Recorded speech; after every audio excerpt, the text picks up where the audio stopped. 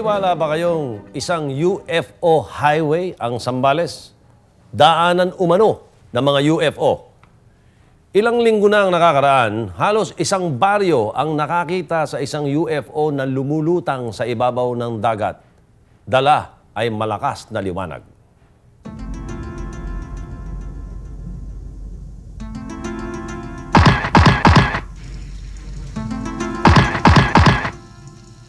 Ang mga larawang ito ay itinuturing na mga unidentified flying object o mga nilikhang nakunan sa himpapawid. Mga nilikhang sinasabing mula sa ibang daigdig. Ang definition dyan, anyone or anything that is not of this world. So, kung hindi taga rito sa planet natin, taga ibang planeta, taga ibang dimensyon, taga ibang mundo, yun is, they are known as extraterrestrials. Nasakay, supposedly, dito sa unidentified flying object.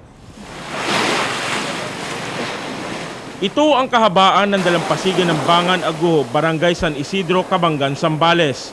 Isang pangkaraniwang fishing village. Panguhuli ng similya ng bangus ang ikinabubuhay dito ng mga mangingisda. Ang payapang pamumuhay dito ng mga mamamayan ay minsang ginambala ng mahiwagang pangyayari noong 16 hanggang 18 ng Hulyo. Alas 4 ng madaling araw noong 16 ng Hulyo na magtungo ang magkaibigang Bert at Alier para humango ng similya ng bangus sa tabing dagat. Hindi pa man sila nakakalusong sa tubig, ay may kung anong liwanag ang nakita nilang lumulutang sa tubig malapit lamang daw sa dalampasigan. Ginapangan na matinding takot ang magkaibigan nang malapitan nila ang liwanag. Bakit anong kinatakot nyo kung lulusungin nyo? Baka kakaibang bagay ka ko yan. Baka kung ano yan, iniisip ko baka kung isdang malaki o ano. Pero iba naman po ang itsura niya eh. Basta maliwanag lang po sa loob, sa labas. O basta dahan-dahan siyang...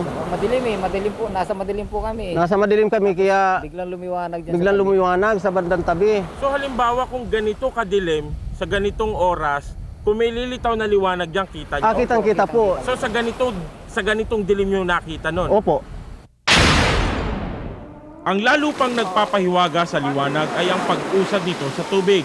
Samantalang wala naman daw tao o anumang nilikha na nagpapagalaw nito. Pero dahan-dahan po yung matagal namin pinagmasdan yung liwanag niya. Siguro may 20 minutes yun ano to eh. 20 minutes, hindi umaandap-andap yung liwanag. Hindi naman po steady yung liwanag niya na dahan-dahan lang siyang umuusad na pa ano, ang direksyon niya pa ganun. Gaano kalaki? Malaki po. Malaki pa sa kung talagang ano malaki pa sa bangka. Ayun, ano to eh. Liwanag po sa loob, sa labas. Ano, bilog? Yung korting last quarter ho ng buwan ay. Subalit wala raw buwan ng mga sandaling iyon, laganap ang kadiliman. At habang kinakapanayam namin si Namang Bert ay may buwan. Subalit wala itong refleksyon sa tubig, kaya't imposible daw na buwan ang nakita nilang iyon sa tubig. Sa pag-aagaw ng dilim at pagbubukang liwayway ay unti-unting naglalaho daw ang mahiwagang liwanag. 3 beses ding nakita ni Aling Pe Obispo ang mahiwagang liwanag. 3 sunod-sunod na mag-uumaga. Gaya sa 2 mangingisda, nagkakatugma ang hugis nito sa nakita ni Aling Pe. Ganyan nga. Ganito po siya, oh. Ganyan nga po siya, oh. Ganyan. Ito po, ilaw yan. Ilaw din ito. Ngayon, nung palayo na po siya, ito, parang ito lang ang nakadikit sa lupa, patayo. Ganyan Sa siya. lupa o sa tubig? Sa tubig. Sa tubig. Opo. Nang ano yan, parang crescent moon yan eh. Baka naman ang tingin nyo, Hindi ilaw po. pero baka buwan nyo, reflection ng buwan. Wala nga pong buwan eh.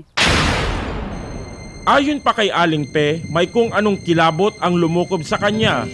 Lalo pat, parang pinakikiramdaman sila ng naturang liwanag. Waring dinadalaw sila dito tuwing mag-uumaga. May tunog kayong naririnig? Wala po. Wala po. Wala pong tunog na narinig. So talagang ilaw lang? Opo, ilaw. Mga ilang beses nyo siya nakikita? Tatlong madaling araw po yun eh. Huwebes, Biyernes, Sabado ng madaling araw. Anong oras? 4:30 po. 4:30 ng umaga. Alas 4 hanggang 4:30. Sa dyaryo na lamang naiugnay ng mga taga San Isidro na posibleng UFO o unidentified flying object ang liwanag na napadpad sa baybaying ito ng Kabanggan. Subalit sa pagkakataong ito, ang UFO ay maaaring tawaging unidentified floating object dahil marami ang nakasaksing lumulutang ang liwanag sa tubig.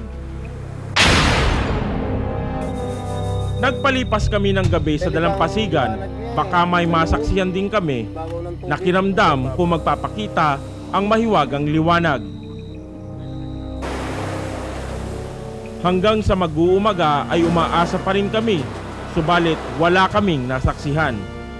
Hanggang sa tuluyang magsabog ng liwanag ang haring araw, walang nagpakitang UFO.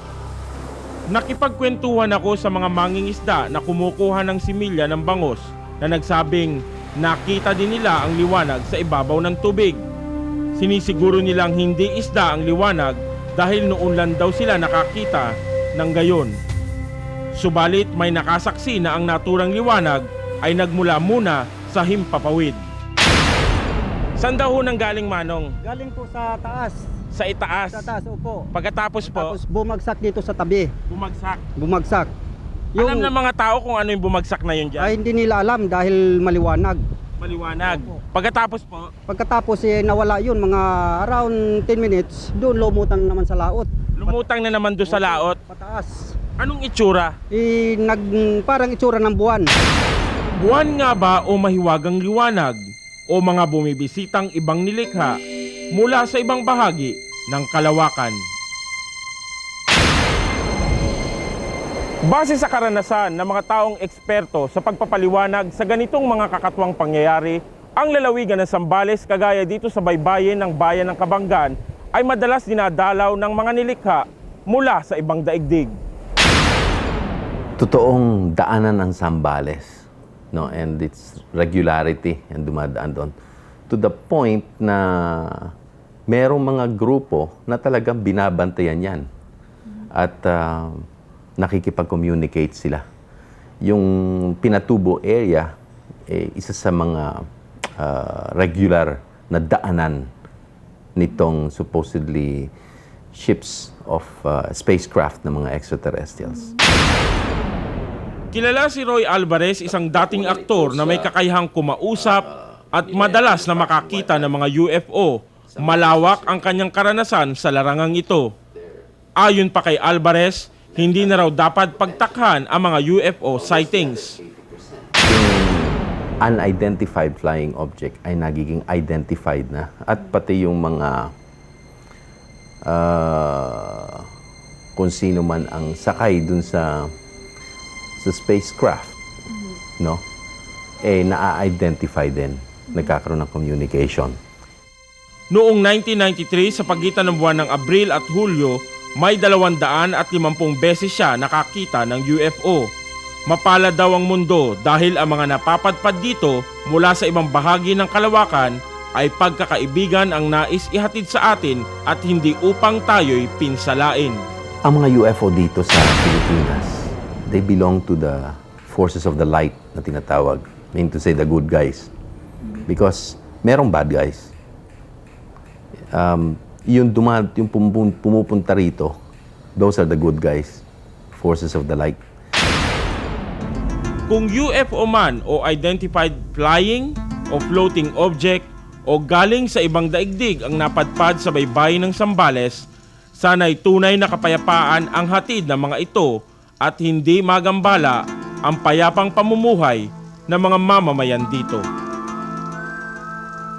Mula sa bayan ng Kabanggan, Zambales, kasama sina cameraman Jemo Soho at Ador Tadipa, para sa Brigada 7, ito si Abner Mercado, reporting. Darating din ang araw, ganap nating maipapaliwanag at maiintindihan ang mga bagay na ito. Pagbabalik po ang Brigada 7.